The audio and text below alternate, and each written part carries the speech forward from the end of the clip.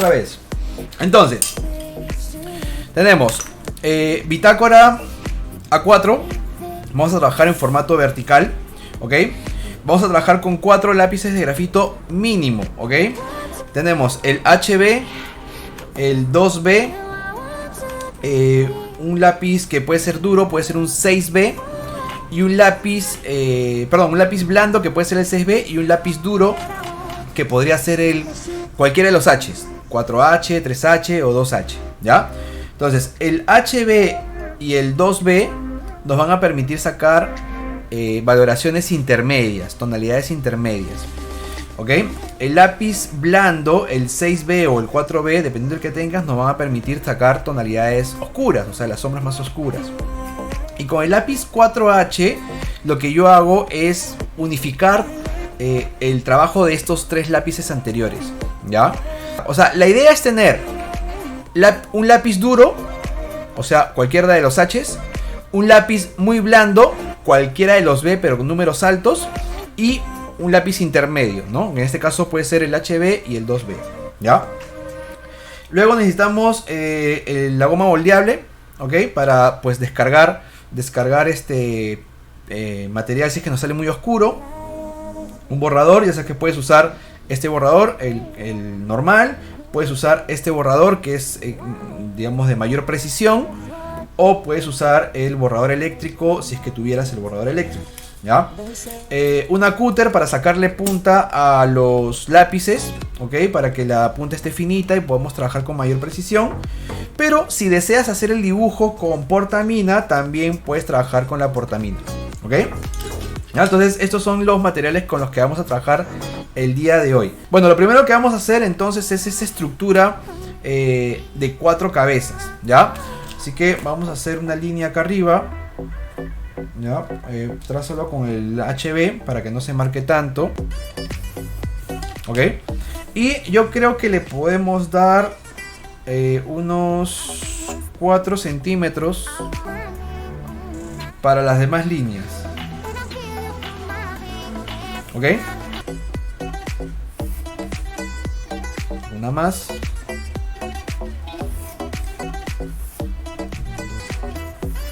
Ya lo que estoy haciendo es la estructura inicial con la que trabajamos, y vimos cómo dentro del canon podemos nosotros dividir en 8 partes, ¿no? Que va a determinar pues el tamaño de la cabeza, ¿no? Y esta se va a replicar 8 veces para poder construir todo el cuerpo, ¿ya? Entonces, como vamos a trabajar la parte solamente del torso el día de hoy, vamos a hacer solamente, ¿cierto?, estos 4 renglones. Vamos a hacer una línea vertical, ¿no? Que sería el eje central de nuestro personaje.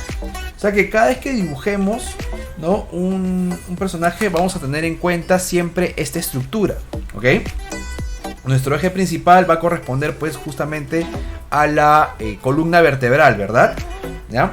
En la primera medida, de hecho lo voy a enumerar aquí, ¿no? En la primera medida vamos a tener la cabeza, y en la medida 2, 3 y 4 vamos a construir el torso, ¿no es cierto? Sobre todo en la medida 2 y 3 se va a encontrar pues la caja torácica, ¿ok? La que corresponde a la zona de los pectorales, ¿no? Las costillas, ¿no? Y el primer grupo de abdominales que se encuentra sobre el ombligo, ¿no? El ombligo más o menos está a la altura de la medida número 3. Y en la medida número 4 es donde se encontraría pues la zona pélvica, ¿no? Pero que en este caso también lo vamos a considerar, ¿ya? Vamos a empezar pues por la parte de la cabeza, ¿ya? Observemos el dibujo, la imagen en este caso, ¿no? La referencia que tenemos aquí al costado, ¿no? En este caso, este personaje pues no está totalmente derecho, es decir, no está parado así en posición de firmes, sino que más bien está haciendo, ¿no? Está como que con el cuerpo relajado, incluso ligeramente encorvado, ¿no? Por lo tanto, las líneas estructurales van a moverse ligeramente. Por eso es súper importante la observación al momento de dibujar.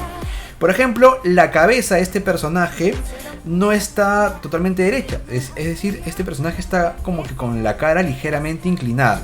Entonces me parece que la línea media del rostro está haciendo una diagonal más o menos por aquí. ¿Okay? Mira que yo había planteado inicialmente este eje vertical como referencia, pero ahora estoy más bien observando que los ejes tanto del rostro como del cuerpo están cambiando ligeramente. Entonces este señor, ¿no? Este chico tiene el rostro ligeramente inclinado, por lo tanto el eje está en diagonal. ¿Ok? Luego, en la zona ya de la caja torácica, ¿no? Que abarca la medida 2 y la medida 3, recuerda que más o menos el ombligo se va a encontrar aquí, al final de la medida 3, ¿no? Al final del tercer renglón. Pero en este caso, este chico está con una posición como, ¿no? Ligeramente encorvado. Por lo tanto, su columna no está totalmente derecha. Así que me parece que este chico está haciendo, bueno, la columna está haciendo un movimiento curvo que va más o menos así. Pasa por el eje del ombligo y se abre un poco. ¿Ok? Entonces, lo primero que estoy haciendo es tener una lectura del movimiento de la columna vertebral. ¿Ok? Entonces no está totalmente derecha, está ligeramente curvo. Otro eje principal que tenemos que tener en cuenta es el de los hombros, ¿no es cierto? En este caso, como ves, ¿no? Si te fijas en la sombra de la clavícula de la derecha, ¿no? Está un poco más arriba que la de la izquierda. O sea que se está generando una línea diagonal en esta zona, ¿no? Entonces más o menos esto es por aquí. Algo así, ¿verdad? Esta zona del eje está más arriba y esta zona está más abajo, ¿no? Eso también está, pues, ¿no? Generando movimiento. Ese mismo movimiento lo vas a ver si es que lo replicamos en la zona de los pectorales, ¿no? Las tetillas del personaje también están generando una línea, ¿no? Que tiene esta misma inclinación, ¿no? La zona de los pectorales estará por debajo del renglón número 2. O sea, ya en el renglón número 3, pero en la parte superior. ¿Ok? Ahora lo que vamos a hacer es construir el rostro. No vamos a dibujar el rostro completo, solamente vamos a construir la forma del rostro. Entonces el rostro, ya sabes que nace a partir de una esfera. Recuerda que acá tengo mi eje central. Entonces, y tiene una forma como de un huevito, ¿no? Entonces acá le agrego el mentón y lo uno con esto. De hecho, si está ligeramente inclinado, ¿no? Tiene los ojos también un poquito inclinados. Pequeñitas, ¿no?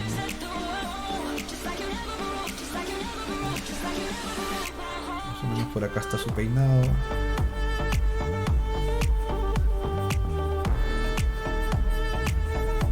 Okay. Ya, ahí más o menos tenemos la cabeza.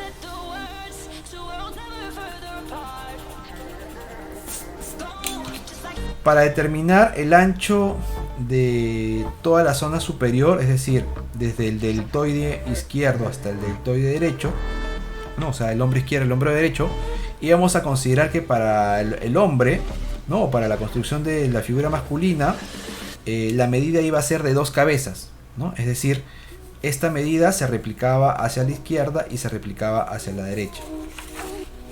Entonces acá vamos a hacer lo mismo, ¿no? Si ya sabemos que este es nuestro eje central, es decir, este es la mitad del rostro, lo que vamos a hacer es tomar esta medida, ¿no es cierto? Y replicarla hacia la derecha. Hacemos una marquita. Y hacia la izquierda. Podemos hacer una línea secundaria, una línea auxiliar vertical para marcar eso, ¿ya? Entonces más o menos aquí estaría el deltoide izquierdo, ¿no? Y el deltoide derecho estaría por acá, más arriba, ¿verdad? O sea, no tocaría esta parte del... Vamos a empezar a trazar entonces el cuello, ¿no? Ahora, la cabeza es la que está inclinada, pero el cuello sí está derecho, ¿no? Entonces el cuello va a ser acá.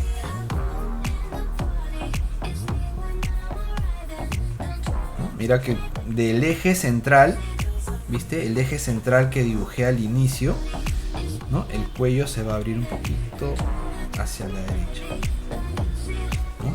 Y en la parte de la izquierda, este músculo, ¿no? De hecho, los músculos que están en el cuello, que se llaman esternocleidomastoideo, va a ser una ligera curva. Es también recomendable que vayamos dibujando forma de las sombras. Por ejemplo, acá tengo una sombrita. Sobre esta línea voy a trazar los trapecios, ¿no es cierto? Recordemos que en el esquema que vimos anteriormente, el trapecio, ¿no? Corresponde a un tercio del segundo renglón, ¿no? Recuerdas que este renglón lo dividíamos en 3 partes. Bueno, un tercio corresponde a esta zona del trapecio, que es más o menos lo que estoy teniendo acá, ¿no? Obviamente no es un tercio, porque pues acá hay un movimiento, ¿no? Pero ya sabemos que más o menos en esta zona va a ir el trapecio. Entonces este trapecio, el que está del lado izquierdo, va a ir un poquito más abajo, justamente por el movimiento, ¿no? De los hombros, ¿ya? Y el trapecio del lado derecho va a estar un poquito más arriba, o sea, van a ser desde aquí. ¿Okay? Más o menos a esta altura se vería, ¿no? La sombrita de la clavícula de la derecha, y del otro lado la clavícula.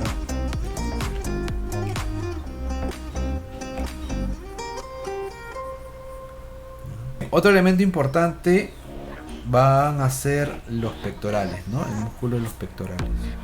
¿Okay? Si hacemos una línea imaginaria desde la tetilla del pectoral de la derecha, ¿no? Vemos que esta línea no toca la cabeza, ¿no? Más o menos esa tetilla está por aquí. Y del otro lado, la tetilla del pectoral de la izquierda, esa tetilla toca apenitas la oreja. O sea, más o menos estaría por acá. Como ya sabemos que la columna hace un movimiento, entonces vamos a tomar como referencia esta línea curva como pues la mitad de nuestro tórax. Eso quiere decir de que aquí hay una pequeña abertura.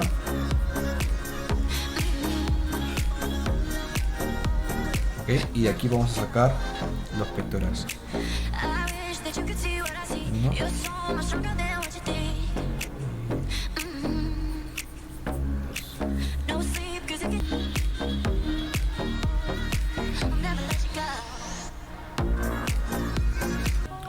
Vamos ahora a darle movimiento al deltoide. De hecho no vamos a dibujar todo el brazo, solamente nos va a preocupar la parte del tórax, ¿okay? Pero esta parte del deltoide tiene una pequeña bajadita acá, ¿no? Porque el hueso de la clavícula va así hacia arriba, y acá genera una pequeña levantadita. Vuelve a bajar el músculo y de ahí nace el deltoide.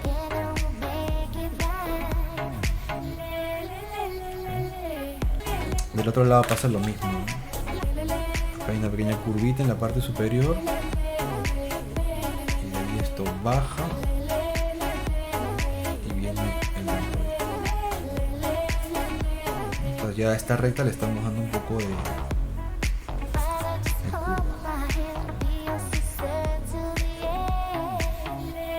Esta es la clavícula.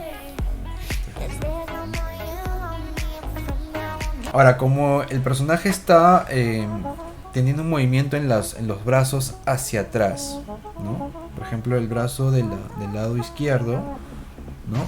Está detrás de la cadera, o sea, ha puesto la mano detrás de la cadera.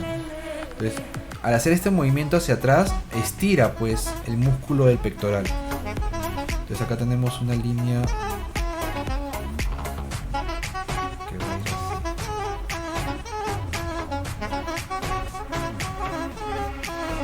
Y más bien en el otro lado, ¿no? En el lado derecho, este brazo no está haciendo tanto ese movimiento. O sea, de hecho parece que tuviera el brazo de la derecha más adelante. Entonces esta línea del costado no es tan recta, es un poquito más curva. Más o menos así.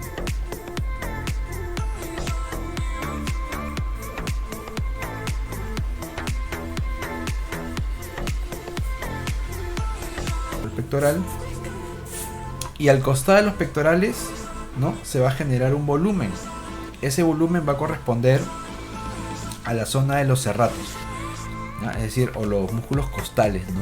Entonces, desde este pequeño pliegue va a salir el brazo.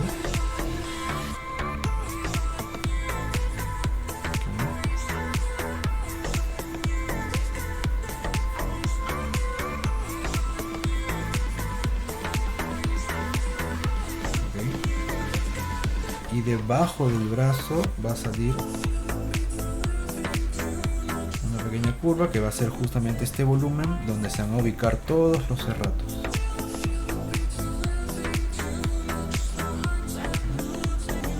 Del otro lado va a pasar lo mismo. Desde esta pequeña curva vamos a sacar el brazo.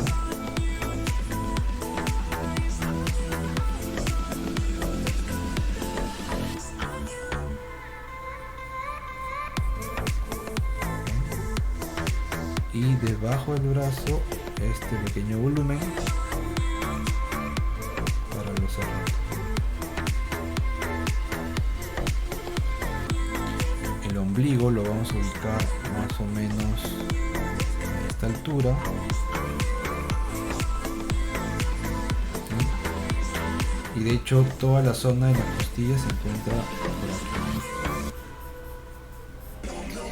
Y a esta altura, a la altura del pectoral, perdón, de la tetilla del pectoral de la izquierda, ¿no?, hacemos una pequeña curva.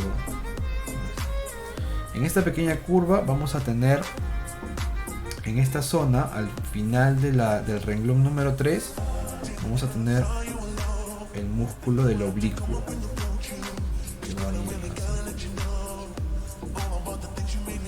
Tenemos aquí los serratos. Okay. Antes de llegar a la tercera medida tenemos una pequeña curvita más y luego esto se abre.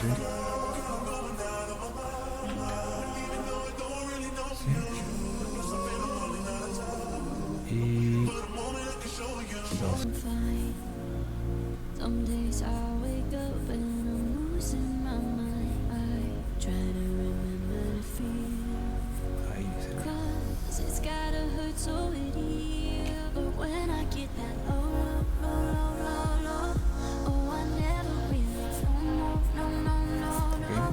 Claro, porque acá está la medida, el final del renglón número 4, ¿no? Aquí sería pues la zona púbica, ¿no?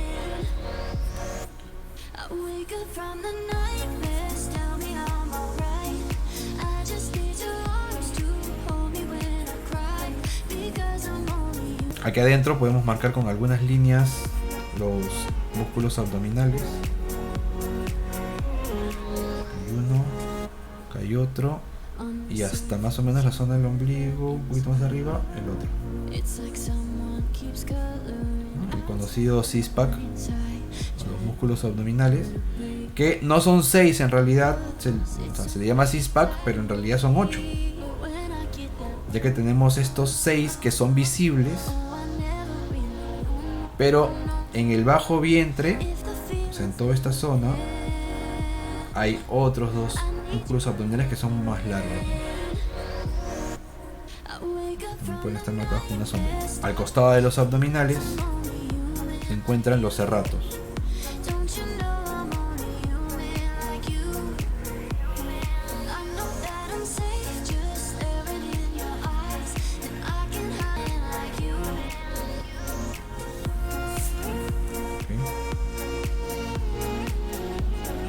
¿Cómo iniciamos el trabajo de la valoración? Vamos a iniciar con el HB. Mira, cogiendo el lápiz desde atrás, para que puedas inclinar bastante el lápiz. Lo normal es coger el lápiz así, ¿no es cierto? En un ángulo de 45 grados.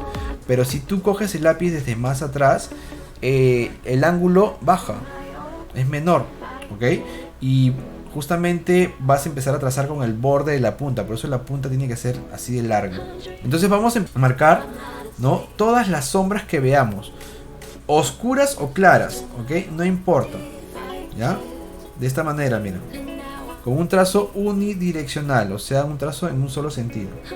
Por ejemplo, en esta parte de la clavícula yo le he marcado con una línea, pero no hay una línea ahí, ¿no es cierto? O sea, no es tan marcada esa forma. De hecho, podemos ver esa zona porque hay sombras.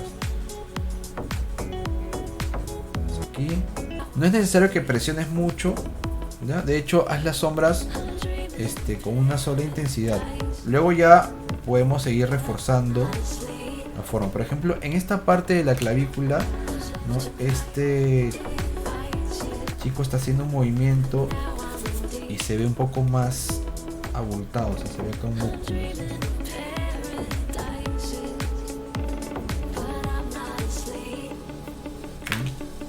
O sea, ya le vamos dando un poquito de acabado a la forma del músculo, ¿no?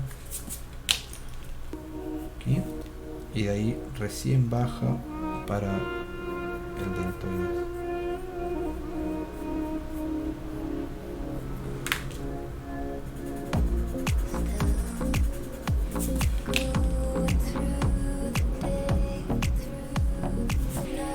Mira, es una sombra bastante random, ¿no?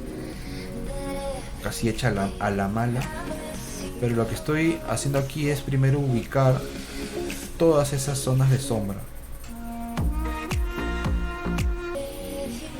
¿Okay?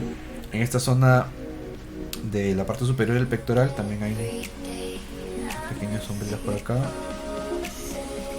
De hecho, esta parte del centro, que es el esternón, está ligeramente hundida. Mira que no le estoy colocando sombras oscuras, casi todas, mejor dicho, son hechas con la misma intensidad. Porque simplemente ahorita estoy reconociendo dónde están las sombras. Debajo del oblicuo también hay una pequeña sombra. Es más, de hecho, esta línea es una sombra, no es una línea. Después la vamos a bajar un poco.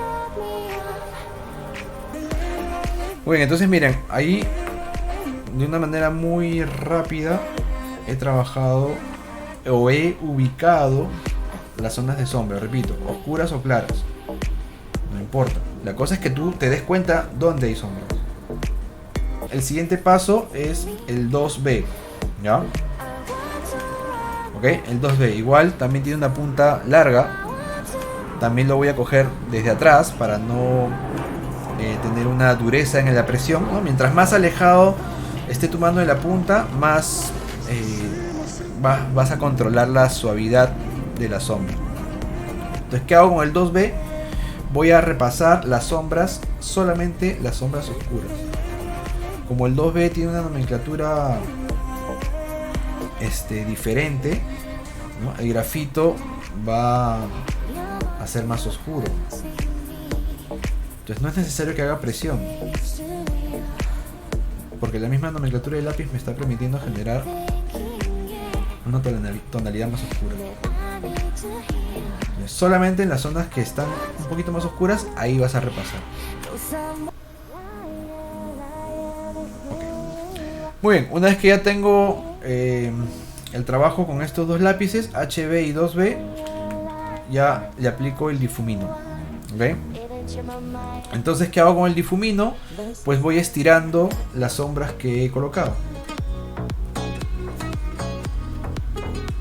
Pero no las voy estirando así a lo loco, sino que también voy a ir, ¿no?, estirando el grafito en el sentido de, en este caso, del músculo, ¿no?, el movimiento del músculo.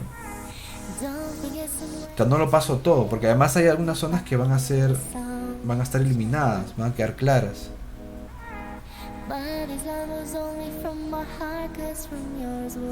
Si yo veo que, por ejemplo, hay alguna zona de la imagen que se me puede estar oscureciendo, o con una goma moldeable, rescatar algunas luces. Por ejemplo, aquí en esta parte de la manzanita hay una pequeña luz.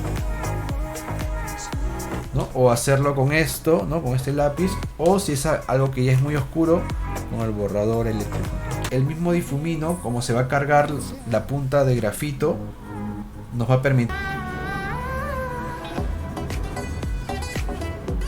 Aquí, por ejemplo, en esta parte del deltoides tengo que generar una sombrita ligeramente curva, ¿no? Porque esta parte es redonda.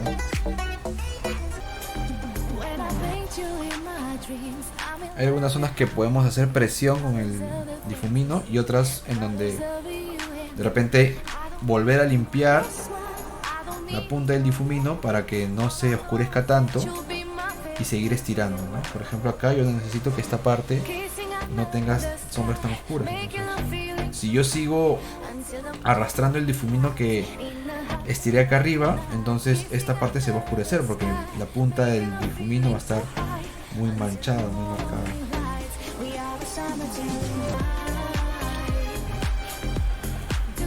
Bien, una vez que tengo ya estirado el lápiz, ahora lo que voy a hacer es que con el lápiz 6B, ¿ya? O con el 4B, o con el 5B, o con el 8B, o sea, el lápiz más blando que tengas, por lo tanto va a pintar más oscuro, ¿no? Voy a reforzar algunas zonas porque al momento de trabajar con el difumino, ¿qué ha pasado? Número uno, que las zonas que están oscuras se han aclarado un poquito, ya que el difumino, si bien estira el grafito, también retira un poco de grafito, porque parte de ese grafito justamente se queda en la punta del difumino. Y por otro lado, pues al haber estado utilizando un difumino en este caso muy grueso, ¿no? Las zonas de detalle se ven como borrosas, ¿no? Como imperfectas. Pero hay zonas en la imagen de referencia que tenemos, ¿no? Que son muy marcadas, o sea que la sombra no hay transición de luces y de sombras, sino que es algo muy marcado. Entonces con este lápiz voy a reforzar esas zonas. A mí esto me parece súper importante porque pues es la parte, ¿no? Donde el dibujo empieza a tener carácter, ¿no? O sea, empieza a tener cierta gestualidad, ¿no?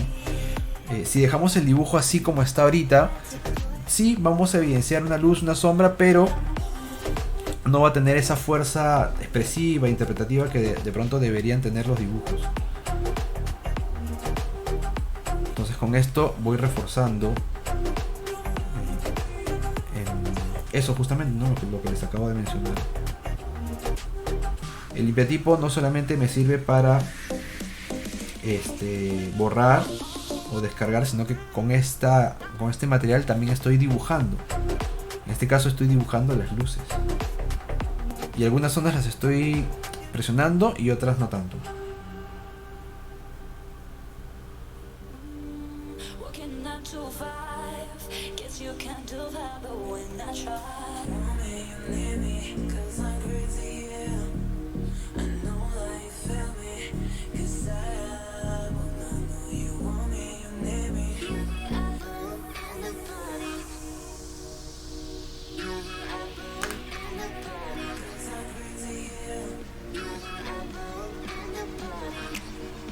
Oscurece en realidad más que sombra.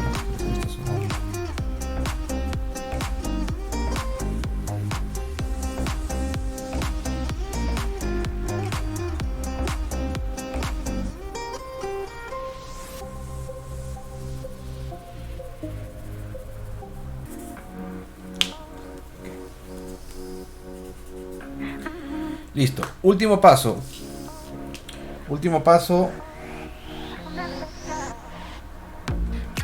Una vez que ya se ha trabajado con el HB, el 2B y el 6B, lo que yo suelo hacer es trabajar con el 3H o 4H. O sea, con un lápiz duro, ¿ya? Puede ser cualquiera de los dos. En realidad puede ser cualquiera de los lápices H. Entonces, ¿para qué sirve este lápiz? Entre otras cosas para, obviamente, sacar grises o tonalidades muy finitas, muy suavecitas, ¿no? Yo lo uso para unificar todo el dibujo. ¿Por qué? Porque al trabajar con un lápiz H, B y 2B, que son lápices que no brillan tanto, no tienen tanta grasa, en comparación con el 6B, que sí tiene más grasa. Entonces como yo siento, al menos yo lo siento así, siento que se ve como una diferencia de tonalidades entre brillosas y opacas. Entonces lo que hago con el 3H o 4H es unificar todo. Entonces le paso este lápiz a todo, inclusive a las zonas de luz. Como el lápiz es duro, no me va a generar una sombra oscura, pero le va a caer una sombra pareja a todo. Obviamente no presiono mucho el lápiz cuando estoy en las zonas de luz, pero cuando estoy en las zonas de sombra sí presiono un poquito más. Y agarro el lápiz desde atrás para poder pintar con el borde de la punta y que el trazo no me salga tan marcado también. Entonces yo siento que con este último paso todas las luces y sombras y el tratamiento que se ha trabajado con los grafitos se unifican. Y por otro lado también puedo ir con este mismo lápiz consiguiendo algunas otras sombras que no pude conseguir con los anteriores, ¿no? Entonces le paso todo, mira, inclusive hasta las zonas de luz. Ya si yo siento que en esa zona de luz hay un brillo, o sea que es totalmente blanco, luego al final con la goma moldeable vuelvo a rescatar esa zona de luz. No hay ningún problema.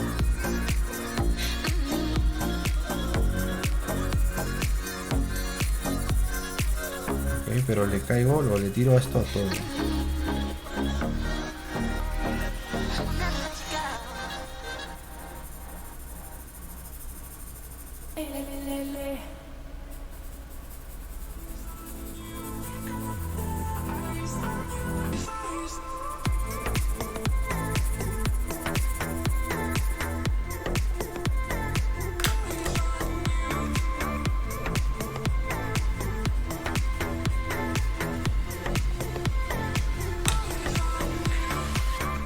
Ok,